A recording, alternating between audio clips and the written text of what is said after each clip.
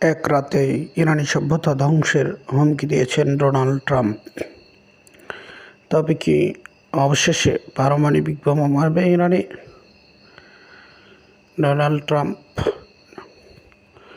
Donald ট্রাম্পের এই সিদ্ধান্ত শুনে ইরানের মানুষ আল্লাহু আকবার ধ্বনি দিয়ে রাজপথে নেমে এসেছে। তবে কি বিশ্ব এক বড় যুদ্ধের দ্বার প্রান্তে?